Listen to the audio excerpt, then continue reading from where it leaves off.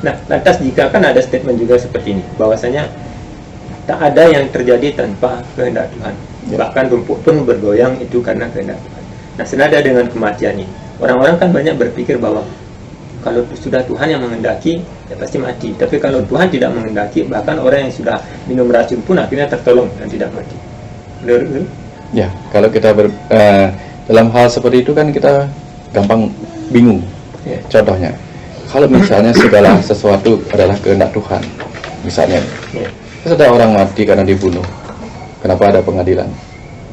Kenapa ada dosa dan sebagainya? Lalu kalau orang bunuh diri, kenapa ada penyesalan? Mungkin saja Tuhan menghendaki dia bunuh diri. Itu kan jawaban-jawaban yang kadang membuat bingung kan. Satu sisi kita akan mengatakan benar Tuhan itu yang menghendaki semuanya, tapi di satu sisi kita akan menyesali ke hal-hal seperti itu. Terus yang benar yang mana? Yang Tuhan yang mengatur semuanya, apa memang ada kehendak-kehendak lain? Makanya kemudian kita mengambil konsep kembali dulu yang dulu, Tuhan sebagai kecerdasan, sebagai energi, harus sebagai materi. Sehingga ketika masuk ke dalam tubuh kita, maka tubuh materi, ya, ada kematian karena kehendak Tuhan sebagai tubuh materi. Jadi tubuh materinya memang menua, sakit dan sebagainya. Atau karena energi yang mana dulu? Energi yang kemarahan karena ego sehingga bunuh diri, sehingga berkelahi dan sebagainya. Ini juga kehendak dia, iya memang kalau kehendak Tuhan dalam bentuk ini. Tetapi kan di energi dan di materi itu dua hukum yang berkenaan dengan hukum Newton, hukum aksi dan reaksi. Kalau dia menggunakan energi untuk bunuh diri, maka ada konsekuensi. Dia gunakan kematian karena tubuhnya yang tidak dia rawat dengan baik, materinya, maka ada konsekuensi. Nah, ini yang bermain di sini dia. Memang semuanya kehendak Tuhan, dalam arti Tuhan yang kecerdasan, energi apa materi. Masing-masing punya konsekuensi. Tapi kalau dia pulang karena kehendak kecerdasan, yang di dalam diri adalah sang jiwa, yang di luar adalah Tuhan yang kita sebut Tuhan yang nirguna, yang hanya kecerdasan semesta, maka konsekuensinya ini yang niskama karma, kematian bukan karena kehendak materi dan energi. Tapi begitu urusannya kehendak energi dan materi, mati karena tubuhnya rusak, karena dibunuh dan sebagainya, bunuh diri dan sebagainya. Nah, ada konsekuensi karena dia energi dan materi masuk di dunia sini, dunia material, di mana setiap aksi ada reaksi. Hukum karma berlaku di sini, hukum karma. Jadi asubha karma, apa subha karma? Asubha karma perbuatan yang buruk, apa perbuatan yang baik? Di sini aja mainnya di sini. Kalau udah kecerdasan, niskama karma, jalannya berbeda. Makanya kalau berbicara itu, oh pantas. Kalau mainnya di wilayah energi dan materi, kematiannya ada yang harus kena hukum konsekuensinya gitu. Karena dia mengalami penyesalan. Tapi kalau dia pulang karena kehendak Tuhan dalam arti kecerdasan, kehendak jiwa dalam arti percikan kecerdasan atau rohnya itu, maka niskama, dia pulang dengan oke aja, dalam kesadaran penuh gitu. Nah, itu contoh di sini. Ya. Kebayangnya? Sangat satu sisi bukan bisa saja bukan kehendak Tuhan, ya satu sisi. Ya, makanya dibagi kita lalai dengan tubuh sendiri. Ya. Sedangkan kita sering memohon, ya Tuhan saya mohon kesehatan, tetapi kita tidak sayang dengan tubuh, nggak dijaga. Ya, tidak dijaga. Terus minuman keras itu kan. Jadi itu tidak menyayangi tubuh, itu bukan saja bisa saja bukan kehendak Tuhan. Berarti kita lalai sendiri karena tidak cerdas. Akhirnya kembali lagi. Itu pun kehendak Tuhan akhirnya. Kehendak Tuhan yang mana? Tuhan yang menjadi materi tubuh. Gara-gara tubuhnya dia mati. Gitu. Dia tidak bisa mengendalikan emosinya, egonya, maka dia mati oleh energi itu sendiri. Energi kemarahan, energi kebencian, energi keputusasaan, itulah sama juga. Nah, di buku tersebut ada satu bab yang berjudul Saat Keluar dari Tubuh Fisik. Ini kan pesan ini kan sudah guru sampaikan, dapat dibagikan di Facebook, dan pada waktu itu saya selalu mengcopy paste, saya taruh di Word, saya pelajari kan. Pertanyaan-pertanyaan ini muncul dari sana. Nah, kebetulan dibukukan kembali menjadi buku Perjalanan ke Alam Kematian, akhirnya saya coba untuk ini. Di sana disebutkan bahwa ada statement yang berbunyi seperti ini: segera setelah itu seluruh rasa sakit akan pergi entah kemana, sebab rasa sakit pada tubuh fisik hanyalah sensasi rasa yang muncul akibat rangsangan nyeri pada sistem syaraf. kematian akan memisahkan sang perasa atau jiwa dari sumber rasa itu di tubuh fisik, sehingga tidak ada lagi rasa sakit, bahkan rasa gatal pun tidak ada. Nah, yang menjadi pertanyaan, ada beberapa hal orang cerita dari orang yang pernah mengalami kematian di sana, atau mereka mungkin kalau di Bali salah mati karena kecelakaan di tempat tersebut. Kadang menurut cerita orang-orang, ini cerita saya ceritakan kembali, mereka juga mendengar rintihan kesakitan kan, atau di kemarin waktu bedah buku saya kira juga masih ada pertanyaan yang menggantung belum sepenuhnya dijawab, tentang ada kisah orang yang akan keluar dari tubuh itu, dalam bahasa muslimnya sakaratul maut.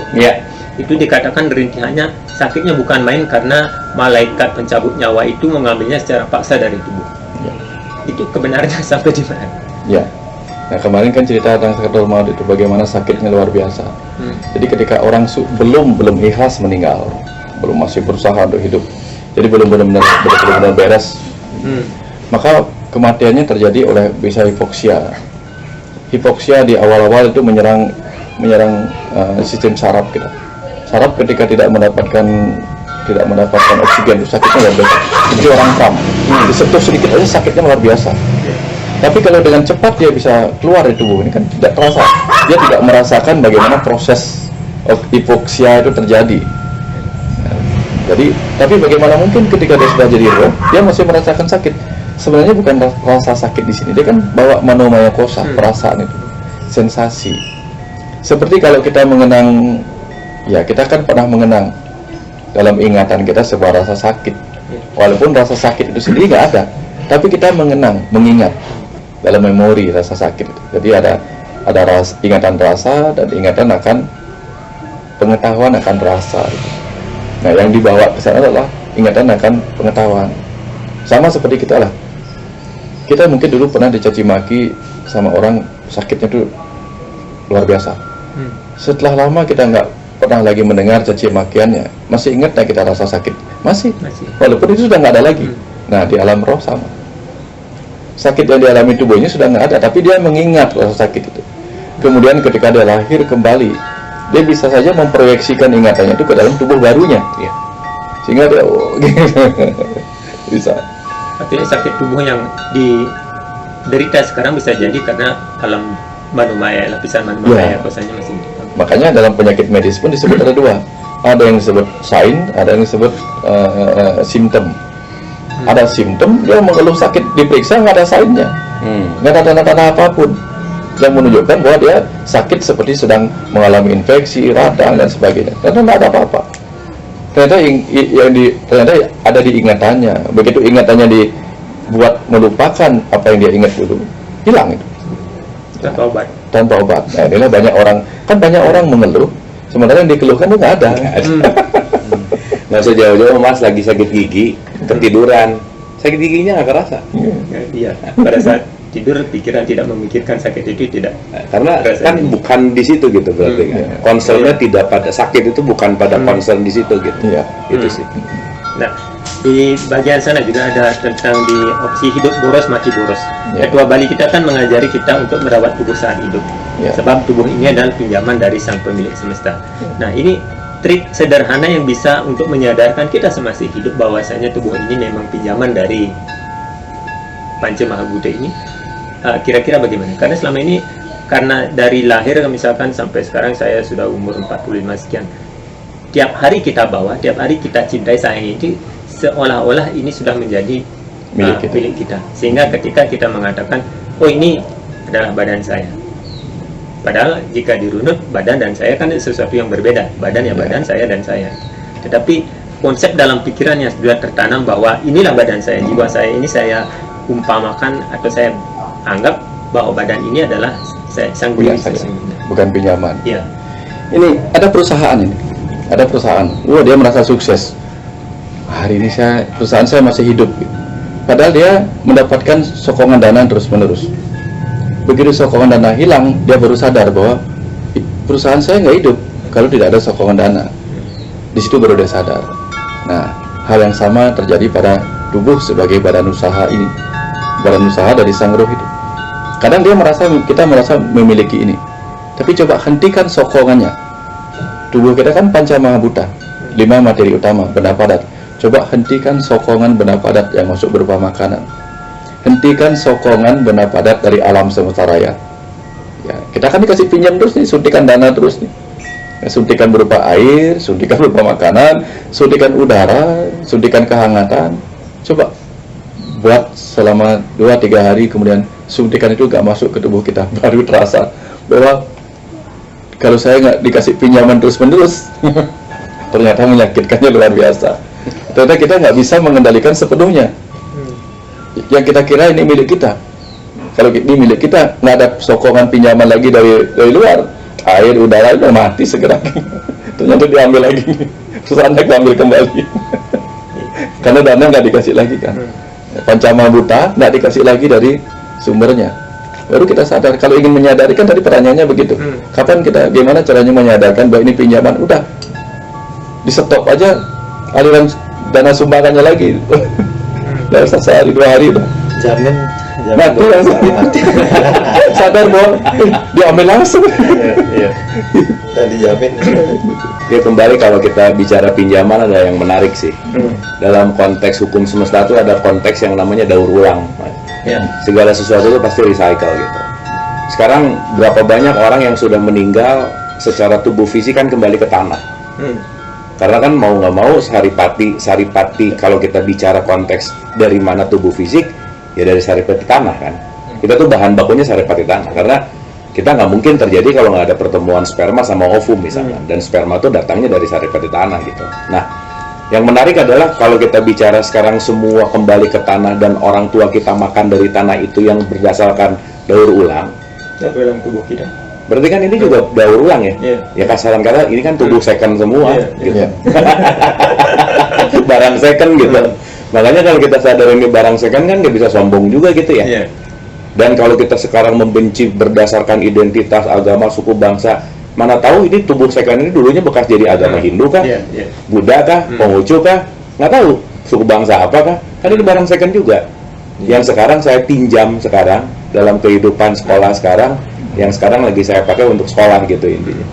Jadi ya satu, kalau kita sadar bahwa kesini adalah tamu, ya tamu nggak pernah punya hak milik kan, udah jelas. Berarti kalau nggak pernah punya hak milik ya semua hanya dipinjami gitu, bahwa ya itulah kalau Pak Wayan selalu mengatakan inilah pinjaman ibu bumi yang perlu selalu dirawat gitu intinya. Karena ya daur ulang balik lagi gitu. Itu menarik sih. Ya karena sebentar lagi kalau kita makan, yang makan daging, yang makan nasi, yang itu kan hasil daur ulang. Artinya apa, milik orang lain juga. Betul. Ya, mungkin saja itu bekas apa, daging anjing itu, misalnya daging apa, misalnya kambing, sapi, ikan itu kan kita meminjam dari mereka di sini. Gitu. Betul. Ya, nggak tahu agama apa. Namanya dulu ya. Ya, udah kita ngobrol sama orang-orang yang beda agama itu kan keluar napasnya, kita hirup napasnya. Itu bekas napasnya dia loh kita hirup. Walaupun kita nggak mengambil bekas makanannya, bekas minumannya, setidaknya bekas napasnya loh kita hirup. Paling nyata lah itu. Nah, untuk tadi kan kita juga sempat membahas tentang roh-roh yang penasaran, Guru. Ketika roh tersebut belum menemukan jalan pulang karena memang dia salah memilih jalur atau agak kekeh, sudah ada roh pembimbing yang ingin mengantarkan dia untuk menemukan jalan yang sesungguhnya, tapi dia merasa, oh ini yang agak kekeh dalam ini. Ini sampai kapan roh tersebut berada dalam kebingungannya menjadi roh penasaran ini? Atau memang dia punya periode tertentu, akhirnya roh pembimbing itu kembali harus datang menemuinya? Pada dasarnya semua kembali ketika dia sudah mencapai titik nol. Nol itu kan, kalau nol udah bulat kan lancar jalannya gitu. Bulat itu kan dia memutuskan dengan sungguh-sungguh. Nah, dengan sungguh-sungguh dia memutuskan untuk melanjutkan atau tetap di sini gitu. Nah, pada semua berakhir pada kesungguhan untuk nol, ikhlas lagi. Makanya di awal-awal sudah diajarkan di Islam ada kepasrahan mendalam. Di Hindu dalam laku, di Bali dalam laku kita sudah diajarkan untuk selalu pasrah. Ya memang sudah begitu jalannya, sudah begitu karmanya, emang itu sudah bagian takdirnya gitu. Kan diajarkan demikian dalam bahasa Bali ya. Nah, mulai untuk pedoman nih, memang itu bagian hidupnya gitu. Jadi bagian pinjamannya masa hidupnya cuma sekian, ya sudah, itu bagiannya gitu. Nah, jadi kita dalam hal kematian, orang selalu dengan cepat pasrah, ya memang itu bagiannya. Tapi begitu memikirkan warisan yang ditinggalkannya, bagianku mana? Benar. Itu bagiannya, warisannya bagianku mana? Ya, ada cerita menarik. Dulu pernah tiang ritual di suatu rumah, bahwa di rumah itu ada rumah kosong nih. Ya. Pernah ada orang yang meninggal, mati gantung diri. Nah, ketika tiang panggil rohnya, maaflah mediumisasi itu kan masuk, tiang tanya guru, komunikasi sambil mendalami pengetahuan ke hal sana itu, kamu matinya kenapa? Saya gantung diri. Terus kenapa roh kamu masih di sini? Karena saya belum waktunya mati, saya sudah bunuh diri gitu. Terus kapan kamu akan pulang? Belum saatnya. Ketika kapan umur saya habis, pokoknya dikodarkan umur 70 tahun. Dia mati gantung diri umur 30 tahun. Sisanya itu dia harus stuck di alam ini. Lagi 40 tahun dia harus nunggu sampai ajalnya memang yang sudah dikodarkan, baru dia bisa kembali. Itu katanya dia. Kalau pikir-pikir masuk akal. Masuk, karena dia harus menunggu menyaksikan sendiri skenario-skenario yang akan dia selesaikan seharusnya. Sehingga semakin, misalnya di umur 70 dia harusnya meninggal, kemudian dia pilih gantung diri di usia 35 tahun. Ada 35 tahun sisa yang seharusnya dia ada dalam kehidupan untuk mempelajari itu. Dia terpaksa harus amati di sini ya. Nah, sama dengan beginilah misalnya. Ini teman-teman nih kita ulangan ini, kita ulangan. Setelah selesai ulangan apa? Teman-teman udah bubar nih. Dari 20 soal kita baru 10. Jadi teman-teman pulang. Kamu selesaikan soalnya di kantor guru. Selesaikannya di kantor guru. Apa biar natural. Ya. Akhirnya kita taruh orang itu di alam sana untuk menyaksikan sendiri apa yang belum dipelajarinya. Nah, itu yang kita perlu pikirkan. Jadi dia harus menyaksikan sendiri. Ternyata kemarin aku gara-gara putus pacar aku bunuh diri. Dilihatlah kemudian masa kebahagiaan di 35 tahun terakhirnya. Betapa menyesal, diizinkan dia untuk mengalami penyesalannya sendiri. Menyambung tadi yang disampaikan oleh Guru. Ketika sang roh misalkan mati, sebelum dalam buku tersebut Guru kan menceritakan bahwa ketika kelahiran kembali kita yang memilih skenario kan, skenario kehidupan ini saya akan pilih sampai umur 70 tahun. Tetapi ketika dia masuk ke badan manusia, badan material di bumi ini, dia mengalami kelupaan bahwa dia harusnya bermain sampai 70 tahun. Karena satu dan lain hal, misalkan tadi frustasi akhirnya mati gantung diri, dia harus menjadi pengamat di alam sana. Selama masa ini 35 tahun yang tersisa dan dia tidak selesaikan itu, apakah dia didampingi oleh roh pembimbing atau dia melakukan pengamatannya sendiri? Enggak, mengamati sendiri. Mengamati sendiri dalam itu. Dia disuruh menghakimi dalam petik, menilai dirinya sendiri, menilai oh ini bagian yang harusnya saya dengan kesadaran yang berbeda kan. Tapi pada saat itu tidak, apakah dia masih melibatkan emosi atau sudah sama sekali tidak ada emosi? Masih. Karena di alam sana itu kan waktu berbeda dengan di sini. Misalnya tidak ada waktu niskala, makanya disebut niskala gitu. Nisar tidak kala waktu. Artinya apa yang lama di sini, di sana nggak terasa dengan tempo cepat itu bisa terjadi di depan kita. Jarak tuh di depan kita tuh jaraknya jauh di sana gitu. Karena dia dalam bentuk yang berbeda. Nah, jangan kata gini lah, yang membuat kita terbatas ini kan tubuh kita. Coba kita bergerak dengan pikiran kita aja. Tiba-tiba saya sudah ada di Sekarjadi ini kan. Gitu. Tiba-tiba sekarang saya bisa bayangkan Sekarjadi di Bandung. Itu baru pikiran, belum kecerdasan roh itu bisa. Ya. Makanya dikatakan pikiran lebih cepat daripada angin. Pikiran lebih cepat daripada angin. Nah, menyambung lagi cerita yang disampaikan oleh Guru Pandit ketika dia kan sempat mengalami mati raga kan. Juga tadi di dalam buku yang sama juga guru pernah menuliskan bahwasanya ketika sang roh sudah meninggal balik ke alam kematian itu dia akan bertemu dengan roh-roh yang lain.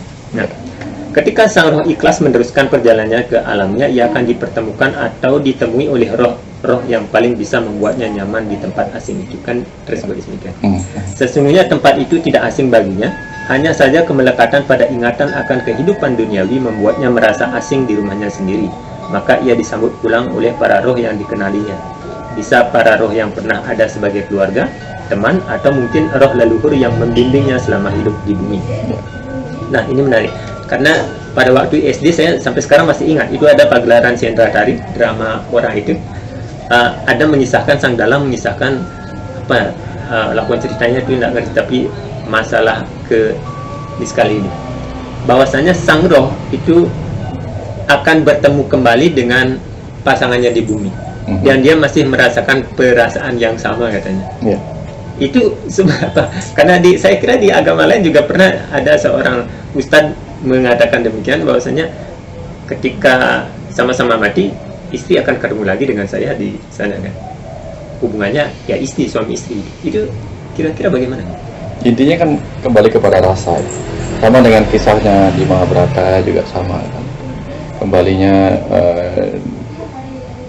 Krishna dan istrinya ketemu di sana lagi. Artinya sefrekuensi, lagi-lagi tentang sefrekuensi.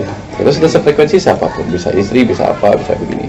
Tapi bisa jadi ketika dia bertemu lagi dengan roh itu, dia bahkan sadar, loh, sebelum kamu jadi istriku dulu kamu temanku ya di kehidupan sebelumnya. Dulu bahkan sebelum itu kamu musuhku. Bisa jadi seperti itu.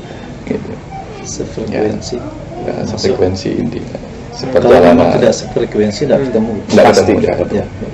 Tapi perasaan, maksudnya perasaan yang sama. Manomaya kosa tadi itu dia membawa masih tapi kembali karena ketika dia sudah ketemu roh istri dan sebagainya, dia masih membawa sifat individual sebagai roh. Dia misalnya nih air itu dalam kemurniannya kan anggaplah walaupun tidak murni tapi H2O. Dia menjadi tetesan air, masih disebut tetesan air. Tapi begitu diberi nama, tetesan air infus, tetesan air hujan, tetesan air shower, udah individual sifatnya. Mungkinkah tetesan air shower, air hujan, ketemu dengan tetesan air infus? Agak lama. Tetesan air injeksi, itu misalnya, ketemu dengan tetesan infus masih mungkin, karena dia satu frekuensi. Ya. Tetesan air hujan dengan air shower mungkin, siapa tahu showernya dari luar gitu misalnya kan. Ya. Nah, artinya sifat-sifat individual itulah yang masih membawa. Tapi ketika dia menjadi H2O, ya sudah, dia bukan roh individual lagi. Dia bergabung dengan H2O itu sendiri. Tidak ada istilah nama lagi, bukan istri lagi. Ini H2O-nya siapa? Tidak jelas. Itu masuk. Kalau yang guru tadi katakan sefrekuensi masuk. Karena sepengalaman tiang waktu itu ada di alam keempat setelah alam kalam tumeritis kan. Di sana kan roh yang menempati rumah itu, rumah kita kan minta rumah guru. Yang menempati hanya satu orang. Suami istri belum tentu bisa bersatu atap di sana. Yang beliau katakan karena timbangan karma ini guru. Walaupun suami istri kan timbangan karmanya berbeda-beda. Mungkin timbangan karma buruknya lebih, yang suami lebih berat, yang istri lebih ringan, dia kan jelas jauh nanti. Tuh. Makanya di sana yang menempati satu rumah itu suami istri belum tentu satu atap di sana. Ya. Itu yang pernah yang temukan di sana alamnya. Ternyata sekalipun kita suami istri belum tentu ketemu di sana. Belum tentu. Betul. Karena di Bali kan ada tradisi medun, guru ya, medun. Jadi menurunkan nanya ke medium. Ya, menurunkan arwah-arwah leluhur orang yang sudah meninggal yang mendahului kita tanyakan lagi sana. Banyak yang ketemu. Jadi kalau saya kaitkan dengan itu kenyataan dengan apa yang saya temukan secara real di dunia asal itu ada kebenarannya. Jadi yang membedakan itu adalah timbangan karma. Betul. Seperti apa yang guru sampaikan, kan kita memiliki 5 lapisan tubuh ini. Jadi mungkin ini yang enggak membuat berbeda. Ya. Paling gampang aja lah. Saya sama-sama sama istri nih kemarin. Saya naik motor, istri naik motor, saya sama Panji. Sama-sama pergi ke Discovery Mall. Habis itu di sana nyebar. Saya frekuensinya ke elektronik, ya udah di ruang elektronik. Dia frekuensinya ke baju atau apa, dia di sana gitu. Sama-sama di dalam alam yang sama, alam Discovery. Tapi frekuensinya membuat dia memilih di sana, saya di sini. Tapi kemudian lama-lama kemudian Panji minta di ruang main. Udah, Panji di ruang main, saya di elektronik. Nah, itu yang menyebabkan timbangan karma dalam bahasa timbangan. Mudah kita Timbangan karma gitu. Tempat di mana kita sukanya kita di mana gitu. Dalam satu alam yang sama gitu.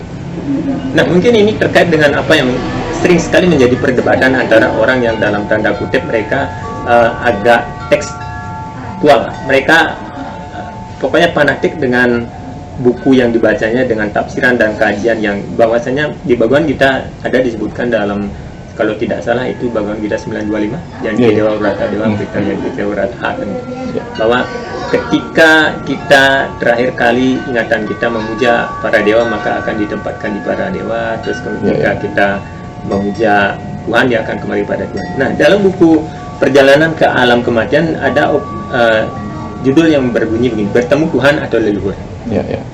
Ini menarik karena apa namanya, sebagaimana yang sudah saya sebutkan di sana, orang masih apakah memang sungguh berbeda antara Tuhan dengan leluhur di sana? Karena dari buku apa namanya judul yang guru berikan itu. Sama dengan cerita yang disampaikan Kang Abu tadi ya, ketemu ini gitu. Tadi sempat disampaikan ringkas. Nah, artinya kan kita tahu nih dalam ajaran kita di Bali, Tuhan disebut Nirguna Brahman, tidak berwujud. Saguna Brahman yang berwujud. Nah, Saguna ini macam-macam lah. Ada yang menjadi dewa dan seterusnya sampai ke level bawah gitu, sampai ke jadi kita.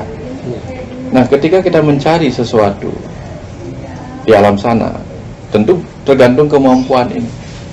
Bagaimana seseorang yang tidak memiliki pemikiran disuruh memikirkan hal yang tak terpikirkan, gimana caranya? Tuhan yang tak terpikirkan, sementara dia datang ke sana membawa pemikirannya, tidak murni dalam kesadaran, sehingga dalam pemikirannya kembali lagi apa yang dia lihat itu yang dia cari, apa yang dia dengar itu yang dia cari. Tapi apakah dia sampai apa tidak ke tempat dia yang dia cari itu? Nah, kalau suara menenangkannya, maka dia pergi ke sumber suara yang pernah menenangkannya. Kalau wujud yang pernah dilihat menenangkannya, maka dia akan bertemu dengan wujud yang pernah menenangkannya. Tapi kalau seseorang dalam hidupnya bisa merasakan tanpa membayangkan wujud, tanpa membayangkan suara dan sebagainya, membayangkan yang tak berwujud, hanya dalam rasa, maka dia akan sampai kepada rasa itu sendiri. Tapi semua itu adalah dia. Kata tadi itu kecerdasan, energi apa materi.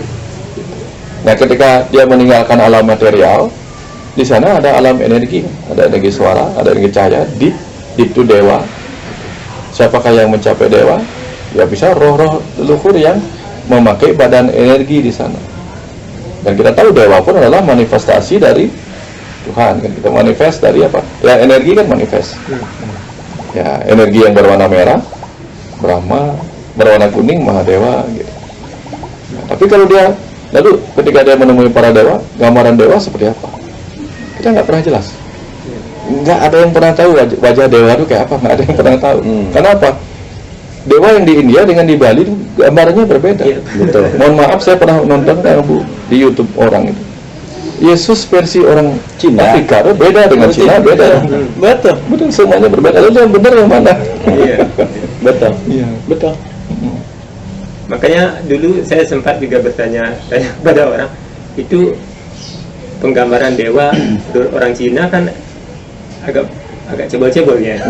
Kan sesuai culture. Ya, atau kalau di saya pernah lihat ada penggambaran dewa Siwa, kalau di Hindu etnis Bali itu dia pakai kumis.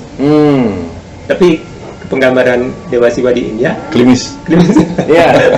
Yang benar yang mana? Iya. Makanya kembali seperti yang di ajaran Islam juga ada Kang Bu ya. Yang rupa apa?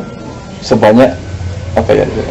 Wujudnya sebanyak apa yang dipikirkan ya apa ya? Apa Kang Bu lupa? Iya, tadi yang nomor 1 bahwa segala bentuk apapun gini, pengembalian kepadaku sesuai dengan apa namanya yang ditiupkan, dan kemana saja kamu menghadap itu adalah wajahku juga gitu. Dalam apapun struktur yang kamu hadap, yang kamu lihat sebetulnya hanya aku gitu. Makanya di Quran tuh ada kata-kata gini, Mas, ada yang menarik banget. Tidak ada yang serupa denganku, kata dia. Ya jelas nggak serupa, orang semuanya dia. Ya. Gitu kan? Cuman kalau kita melihat dia dalam semua form, jadi ada, kalau kita bicara dalam konteks oneness itu kesatuan, dan manyness ini adalah semua ragam gitu. Padahal semua ragam itu dalam konteks satu kesatuan. Kita berempat di sini kan di satu layar. Oneness. Iya kan? Cuma satu layar selesai. Tapi di sininya kita 1, 2, 3, di situ satu layar. Iya. Nah gitu. Maka ini yang benar yang satu layar atau yang 4 ya? Kan itu yang menarik harus kita lihat gitu. Nah, ketika sibuk dengan figur, sibuk dengan bentuk, sibuk dengan nama, sibuk dengan apapun, yaitu nanti kelasnya tertentu gitu. Tapi begitu levelnya udah naik, mau itu figur apa dan lain-lain, yaitu hanya mewujudkan konteks itu dia juga gitulah kira-kira. Makanya kalau kita bawa ke meditasi, tingkatan level tertinggi kan samadhi. Betul. Ketika kita sudah mencapai samadhi, di sana tidak ada rupa. Betul. Yang ada hanya kekosongan. Betul. Itu yang pernah dia rasakan. Betul. Yang pernah saya rasakan. Betul. Tapi kalau kita belum mencapai samadhi, banyak bentuk yang kita bayangkan. Betul. Itu biasanya. Makanya di sana kan dharana, dhyana kan kita membayangkan objek. Betul. Betul. Sama adi. Ketika masuk ke semedi, coba pernah merasakan semedi. Iya. Suara apapun di sekeliling kita enggak kita dengar. Iya. Yang ada di sana hanyalah kekosongan. Betul. Hampa. Makanya dikatakan Tuhan itulah sunyi. Sunyi Sunyi. itu dalam bahasa Sanskerta kosong dia. Tidak ada lagi rupa yang kita bayangkan. Hilang aja. Betul. Lenyap dan jadi kosong. Betul. Ya, sebelum kita break dulu, ini untuk sesi pertama dulu coba saya gini kan. Tadi menyinggung masalah orang atau roh-roh yang kemudian sudah meninggal, dan kita sebagai orang yang ditinggalkan kadang ingin tahu perjalanannya itu bagaimana. Dibalikan kita istilah Madinah. Apakah, dan biasanya para roh atau pertanyaan yang disampaikan oleh sanak keluarga yang ditinggalkan itu kan, sebelumlah berjalan, sudah bagus jalannya, atau banternya ketemu kadang-kadang. Nah, di buku ini guru ada menuliskan tentang roh penyaru. Kan? Ada beberapa orang yang percaya begitu saja, percaya 100% bahwasanya apa yang disampaikan oleh medium itu real, 100% sudah benar. Tetapi di buku ini guru menyinggung bahwasanya dalam kehidupan atau alam roh itu juga ada roh-roh penyaru, yang dimana dalam kehidupan kita sebagai manusia juga ada yang sama. Itu bagaimana keberadaan roh-roh penyaru? Karena pada dasarnya mereka juga ingin terkonek dengan kita. Ketika mereka mendapatkan kesempatan untuk connect dengan kita, maka mereka akan memberikan apa yang kita inginkan, memberi jawaban yang kita butuhkan, bukan memberikan apa yang tidak kita inginkan. Kayak manusia memang dalam hidupnya begitu, ingin mendengar apa yang ingin dia dengar gitu. Kalau berbeda, oh bukan ini.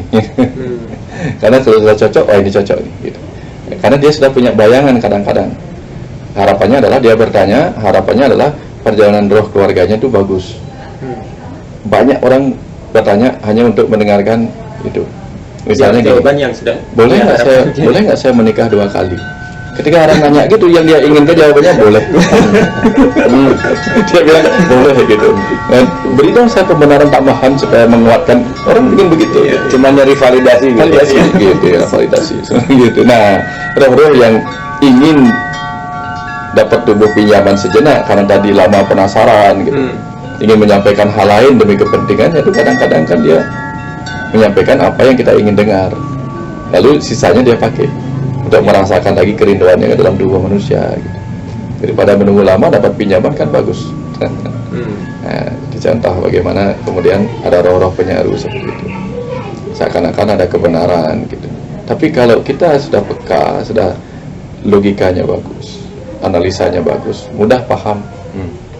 Ini kok kayaknya nggak nyambung ini. Kita tahu ada kepentingan lain di balik sana. Itu sih. Kalau di tradisi di Jawa, di Bandung ada ya nanya-nanya gitu ya? Ada sih, Ada ya? ada. Cuman memang apa ya, nggak ini ya, nggak sekarang apalagi ya, nggak terlalu, ya balik lagi ya, budaya ini udah samar gitu, Samar, dan ya akhirnya jadi kelihatan sesuatu yang nggak kelihatan lah dalam tanda petik. Tidak mentradisi lah. Tidak mentradisi, Ya. betul. Justru malah ketika itu yang asalnya awal tradisi, sekarang ada yang melakukan jadi aneh sih. Ya. Apa sih gitu? Padahal ini memang tradisi leluhur sih Atau sebenarnya. mungkin karena film Ghost-nya Upi Gulbas sudah menarik. Kalau dulu kan ada film Ghost itu, nonton ya? Iya.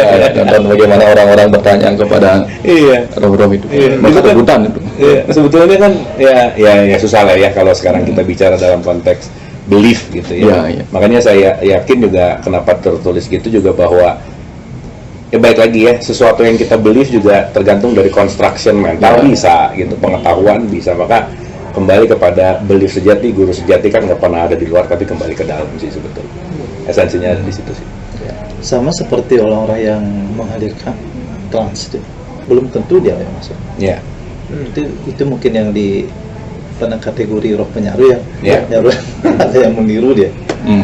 Nah, untuk itu dah, seperti dalam kehidupan kita kan, ketika ada orang yang benar-benar meyakinkan sekali bahwasanya itu dia, padahal dia menipu. Misalkan tiba-tiba dia tahu nomor handphone kita, dia menghubungi, pada akhirnya dia sebenarnya adalah penipu.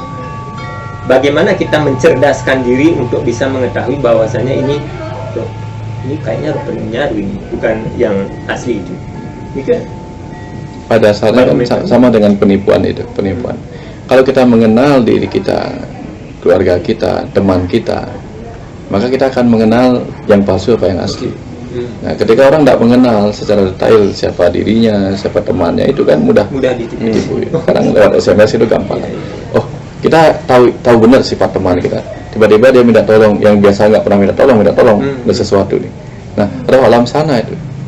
Sebagian dia mungkin yang roh penyaru itu sebagian besar, sebagian kata-katanya mungkin cocok. Tapi nanti gali lagi akan berubah. Akan berubah kalau digali lagi. Karena tentu dia tidak paham seluruhnya.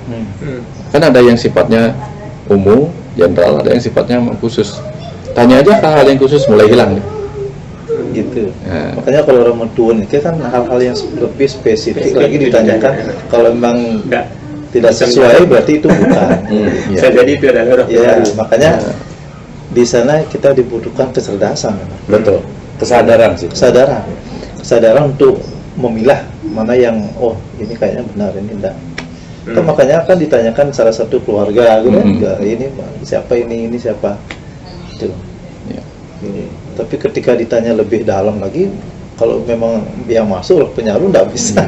Jangan ke di alam sana. Di sini aja kalau kita ke bank, KTP sudah benar, semua sudah benar, ditanya lagi, ibu kandung siapa? Nah, minimal ada hal-hal yang detail ditanyain gitu. Benar. Gitu ya. Minimal ada hal detail gitu. Apalagi di alam sana yang kita benar-benar nggak ngerti kan. Kira-kira seperti itu. Baik, saya kira sudah hampir sejam kita berbicara, tidak terasa karena perbincangannya juga sangat menarik dengan dihadiri Kang Abu Marlo, Guru Mistika dan juga Juru Pandit. Terima kasih untuk saudara semesta yang juga konsen untuk mencermati pembicaraan kami ini. Nanti mungkin akan disambung karena itu baru pertanyaan saya yang ke-20. Ada list beberapa pertanyaan yang juga memerlukan jawaban, nanti mungkin akan kita sambung di Zoom. Baik, terima kasih Kang Abu Marlo sudah menemani kita berbincang malam ini, Guru Mistika juga Juru Pandit. Demikian isi pembicaraan kita pada sore hari ini. Terima kasih dan kita akan akhiri dengan Parama Santi. Semoga pikiran yang baik datang dari segala arah. Om Santi Santi Santi Om.